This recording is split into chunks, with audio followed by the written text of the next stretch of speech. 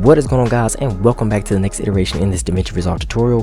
Today we're going to be getting into audio effects. Now, there are a lot of audio effects, and I'll be honest, there are some that are significantly better than others, but today I'm going to be showing you primarily the ones that I use on a daily basis when I'm editing videos for clients on a professional level. All right, so without further ado, let's go ahead and jump right into the software. So here we are, we have DaVinci Resolve, and I went ahead and dragged in a clip here from a most recent wedding that I've been filming.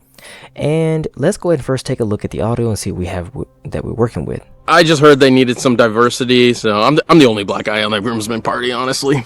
Okay, so this is actually a pretty funny clip, but let's go ahead and jump down here to the Fairlight tab, and here we are in the Fairlight tab. Now remember, if you guys don't see things like the way things look on my end, if these effects are gone and maybe your stuff is kind of tiny or like this, you know, again, you can also change that by clicking on this little icon here and dragging this. Now we'll expand it down, and you can also click on this one right next to it, and you can expand that one over here to the far right. Okay, so I kind of like mine around here. It's kind of where I kind of like mine. I come in this zone here. Okay, I like mine nice and large so I can kind of see all my dynamics. All right, now let's go ahead and jump right into these effects. So first off, you need to get the effects open if you want to be able to see anything.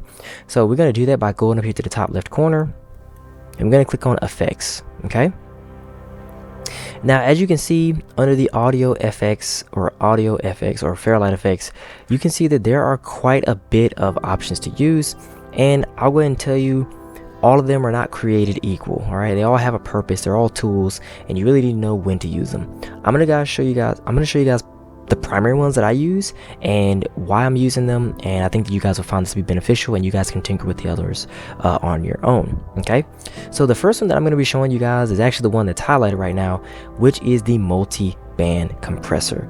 Man, let me tell you, the multi-band compressor, you can do some really cool stuff and create some really neat dynamics, that along with the dynamics on the right hand side, which we'll get into in a second, which is this over here. Okay, but let's go ahead and start with the multi-band compressor. So if you want to bring in an effect, all right, there's a lot of ways to do this, but I think first off, just as a best practice, it is good to bring in an effect on a track level and not on an individual clip level. The reason why I'm saying that is because when you get into these really big, you know, timelines and things, you don't have time to be looking through to see what clips have what effects on them. It'd be much faster at a glance to see what is on the track of the multi-band compressor track, what's on the reverb track, or what's on the, you know, vocal track or whatever. You can see that right across the board, and that will help you significantly in your editing workflow. Here we are now back into DaVinci Resolve, and let's go ahead and loop this. I'm going to go and click on the looper right here, and then I'm going to go ahead and click on the focus tool so we can kind of focus on this, and I'm just going to go ahead and just kind of click here and just do that number, and now this should go ahead and loop. I just heard they needed some diversity, so I'm the only black guy on that groomsmen party, honestly. I just heard they needed...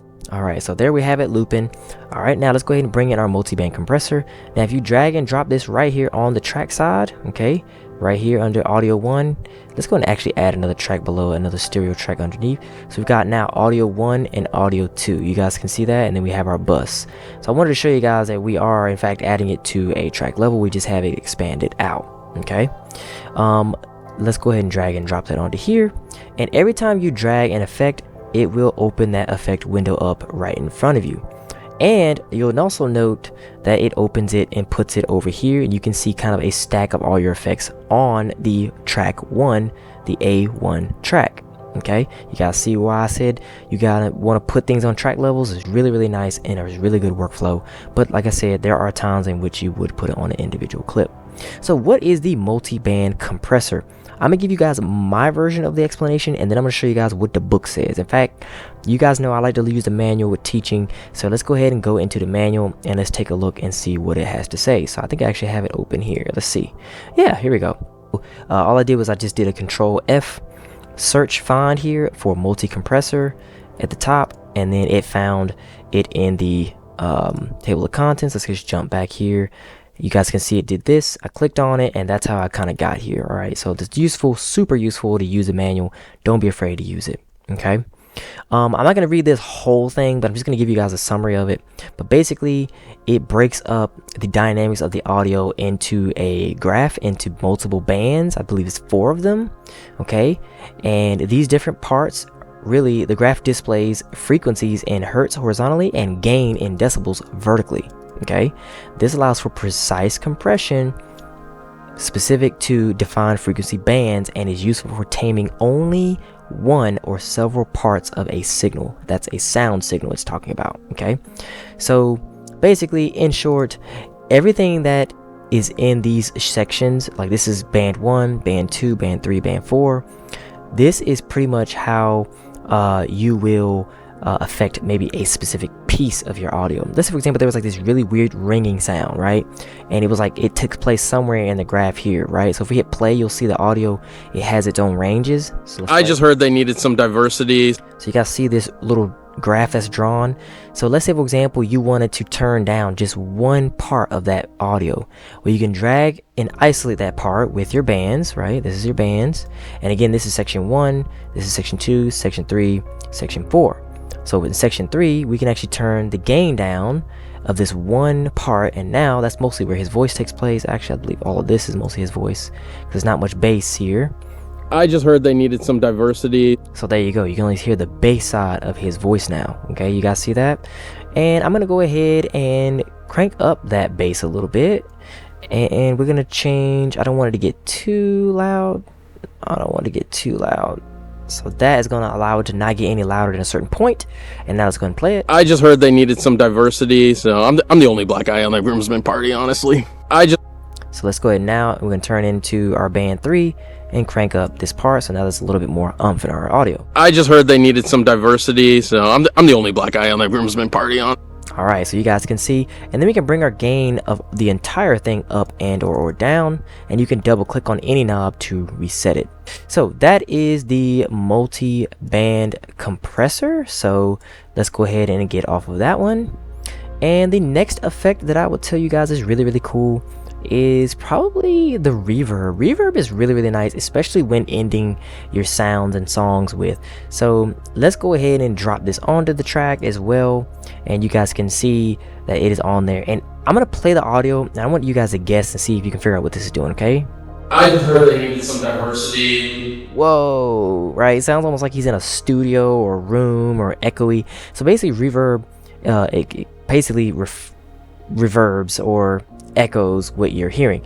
Now I have some presets that I use and have built, like I have these vocal ones that you can do, and all these effects, by the way, you can create presets. So let's say, for example, you make a change, you make some knob changes, boom boom boom, turn the gain down, make it more dry, and then you can go over here and hit plus, and you can actually change and make a name and preset, and it will appear in this little drop down right here. Okay, so that is how you can save a preset, and you can kind of do that with pretty much all the effects, I believe. So that's a really useful tool.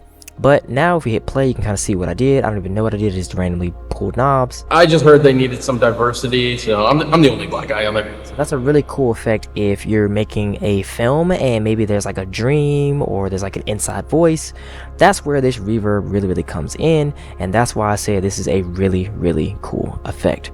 Okay, so let's go ahead and close out of that one. That one will conclude reverb. Pretty simple. Just definitely play around with that on your own time to get more in depth with that one. But I really want to get to this last one because this last one is not really an effect, but something that is really useful, and it gets overlooked quite a bit. And we'll get more into this on how you can use it a little bit later. But that is the EQ on the top or on the side right here. So if you click on the EQ and double click on it, this is different than the compressor. Okay, this is definitely not the compressor. This is actually the dynamics of the sound rather than limiting the sound, hitting certain points and bringing up certain points. So this really creates a very like polished sound. You can really make for some really nice audio. So let's go ahead and hit play first. I just heard, and you'll see. Actually, let's go ahead and turn that reverb off because that is pretty loud. Let's go ahead and click on here. We're going to go over to the reverb. I'm going to click on this little drop down. Here's a tiny incy wincy arrow right here under this A1 track. It's so small. I don't know why they made it that small, but you click on it and then you can go ahead and hit delete plugin. Okay, and this little plus sign too, that's also how you can add these different effects onto your onto your track as well. But I actually like this way method better because you can actually see it easier. You can kind of see everything at once, whereas this you kind of have to know where certain things live under. Like you have to know that basically the compressor is under dynamics and there is a multi-band compressor. Okay, so that's the reason why I recommend this side, in case you're wondering. All right, so let's go ahead and highlight our, oops, didn't mean to do that. And let's go ahead and jump back into what we were doing. So basically, we are going to get into the EQ. Really cool. What you can do here, again, you can create some really nice presets and things, but again, you can make some really nice changes to your dynamics, make some really unique sounds. You get a lot more precise than you could with the multiband compressor. Think of the compressor as more of like, yeah, you can change the dynamics of your sound, but it's also about limiting and compressing sounds from hitting a certain threshold, whereas the equalizer is really about changing the dynamics of your actual sound itself. Okay, so let's go ahead and move over to 4, and then we're going to change the Q factors, which will change how wide or narrow that this will kind of be affected. And yeah, let's kind of see how that sounds now. I just heard they needed some diversity. So you can see that it's very loud, so we can just bring this all down. I just heard they needed some diversity, so I'm the only black guy on that groomsman. So there you go, and you can get a little bit more punchier here. I just heard they needed some diversity, so I'm the only black guy on that groomsman. And you can kind of hear it live. I just heard they needed some diversity, so I'm the only black guy on that groomsman party, honestly. I just heard they needed some diversity, so And you can actually change your band type here, which is by clicking on this, which is I like this little guy. I forgot the name of that, but just trust me, it allows you to get a lot more granular with the way you want your sound to be. And let's go over to 4. Let's change our Q factor a little bit so we get a little bit more of a dip here. And let's get a little bit more treble. And Q factor, kind of like that. I just heard they needed some diversity, so I'm the only black guy on that groomsman party, honest. So yeah, that's pretty neat, right? So now you can start seeing how we're combining all these effects, and now you can go back over here to your effects here. You can go ahead and go back to your reverb, and then back to actually let's do it on this side because that's a different kind of reverb. Put it onto our track, and then what we're gonna do is make this very narrow and small. Actually, let's do it like this big. Let's turn down our low frequency on the early and the reverb tone, and let's make it a bit on the dry side. I just heard they needed some diversity, so I'm the only black guy on that groomsman party, honestly. So you guys can see how much you can start combining these things and really make a nice sound. I just heard they needed some diversity, so I'm the only black guy on that groomsman party, honestly. So yeah, so you can actually hear it's like a slight bit of echo mixed with our dynamics, and it really just brought this all kind of to life, right? It really makes him sound like he's in a room somewhere or whatever may have you. So just be very careful with these things, because these are all very powerful things with the audio, and it does get to be like a frat house if you kind of get too crazy with that. Okay, so that is pretty much the primary ones that I use. There are a lot of other ones like limiter, and then I like to use the stereo fixer for mono only. That's a really good one. So let's say, for example, you had a audio clip and it was just only mono only. You could put the stereo fixer and it would turn that mono into stereo, which just means it's going through both headphones, okay, not just on one side. So now there's one last thing I want to show you guys, and I think a lot of people overlook this with audio stuff, and that's checking these bars here. So let's go back to Fairlight for a second. If you play the audio, honestly, I just heard they needed. You see how we're getting on two sides here? Well, if you only had one side, okay, if you only had one side, if you take this audio right here and you right click on it and go to clip attributes, okay, you can see that the format is stereo, but you can actually change it to mono, okay? And now if I hit OK, watch what it does to the audio. I just heard they needed some diversity. You see how now it's like this on the left side? So make sure you're paying very close attention. I see a lot of beginner editors actually make this mistake of having audio coming in only out of one speaker. And the reason why that's really important, because I had a client one time share a video that they had made from another editor, and it couldn't be played in this live event. They couldn't hear anything because the live event did not have a speaker. They had a stereo sound, but one of their speakers was out and the audio was coming out of the other side. And so basically audio could not be heard because the speaker that it was sending to, it was actually physically broken. So again, be sure to make sure your audio is coming in stereo, and it's, if you do mono, make sure you're intentional about it, like you're trying to create like a dynamic audio experience, like you're trying to make an audio book of whatever may have you, or do really cool sound design for a film. All right, so that was quite a bit. We went over a lot of material with audio effects, mainly the multi-band compressor, the reverb, and probably the dynamics of, you know, of the audio, the EQ. Both of those are really kind of what I use, but we'll get into dynamics more and, you know, audio compression and side chaining on another video. But I just figured I would show you guys that in this one. Okay, don't want to overwhelm you guys, it's already a lot, but those three are your bread and butter effects that you should definitely learn and tinker with and master, and I will think that will totally make you a better editor. Okay, so anyway guys, I'm gonna go and end the video here. I hope you guys had a wonderful evening, a wonderful day, and a wonderful week so far, and we'll see you guys in the next video. See ya.